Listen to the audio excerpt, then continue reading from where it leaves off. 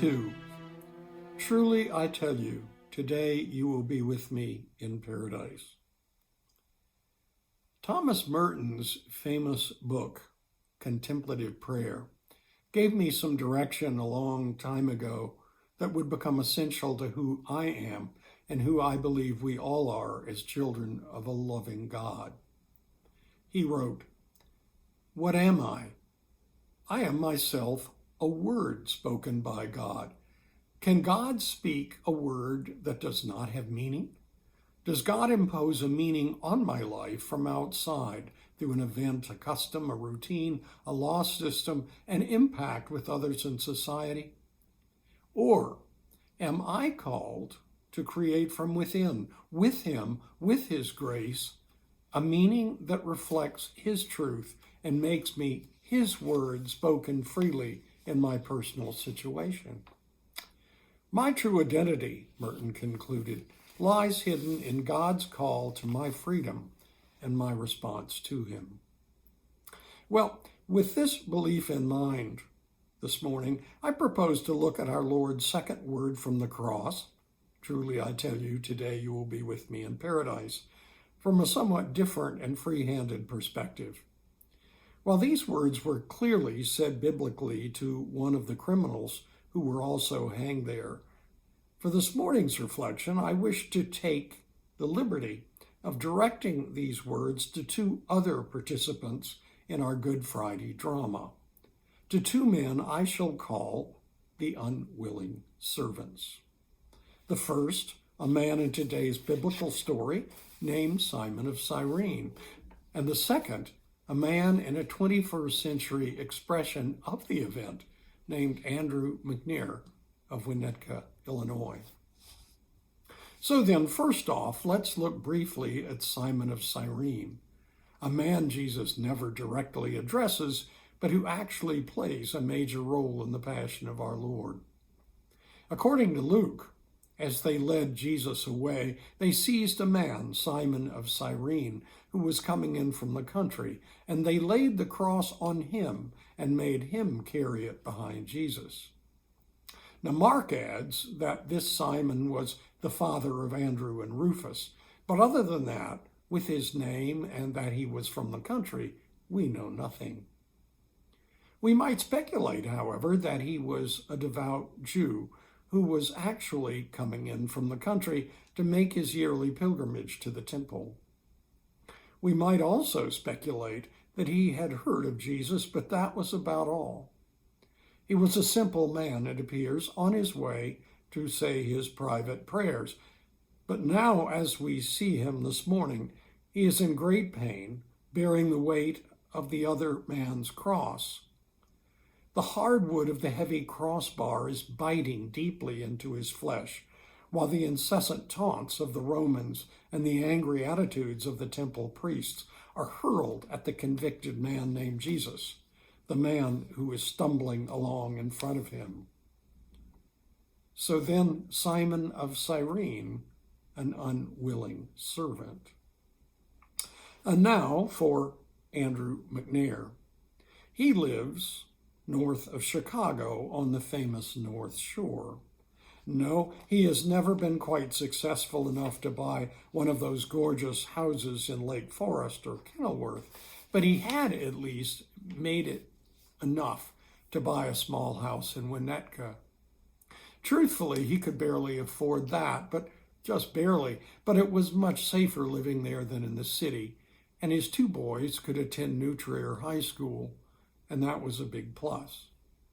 And besides, the Metro Rail commute into the Loop was fairly easy, and he rather enjoyed the brief periods of peace he got on the train, reading the paper or a new novel or just thinking. He even prayed sometimes, too, but no one knew, certainly not the people seated near him. You see, Andrew didn't want anyone to ever know too much about him. In fact, the more he completely faded into the crowd, the better he felt.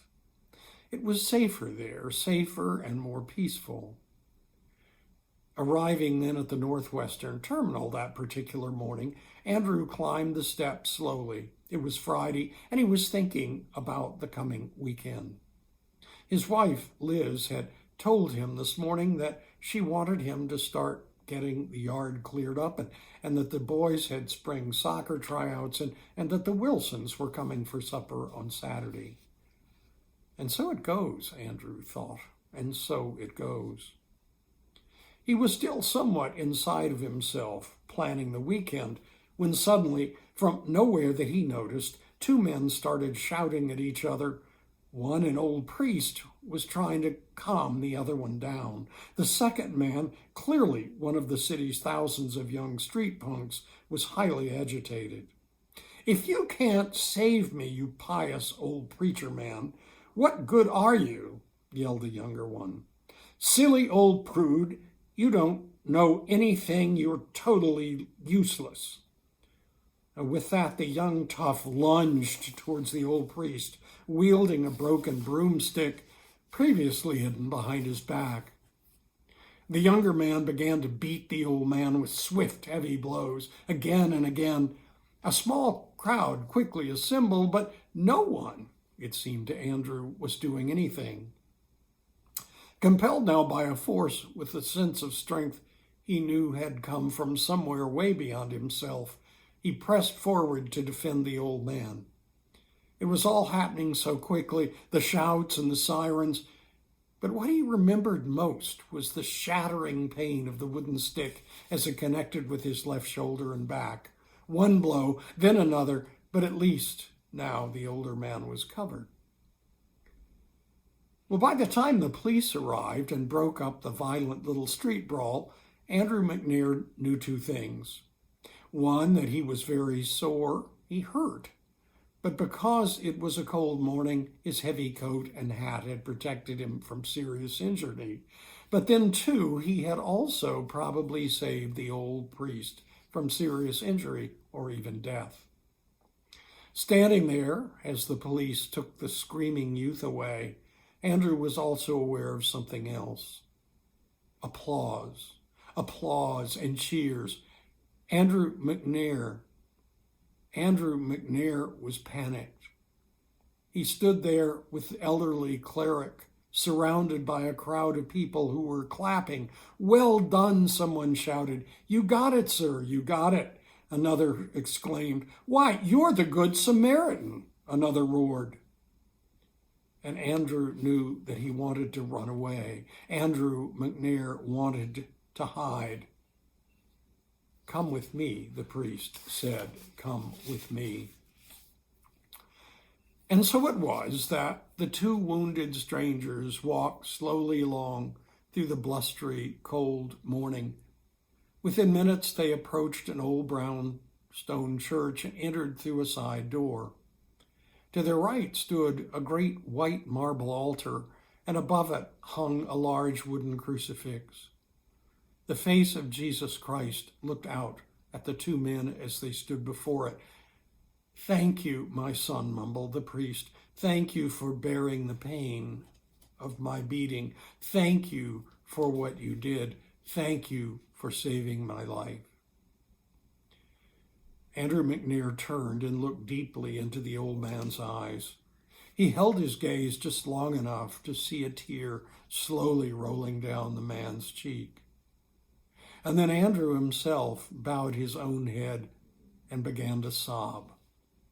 He cried, yes, for the tired old priest beside him, and also for the tough young street punk who had hurt them both. But mostly now, Andrew McNair cried for himself and all that his predictable, carefully crafted, safe little life had denied him. His inner strength, his courageous bravery, and his now understood vocations of empathy and compassion. From deep in his soul, he heard it like it was being said directly to him. "Truly, I tell you, today you will be with me in paradise." And Andrew knew right then and there that he was, and that he always would be. Our Lord's Passion, then, words spoken by our Lord in the presence of numerous biblical participants, but also words that have evolved into one contemporary expression after another. Words that have in fact become us.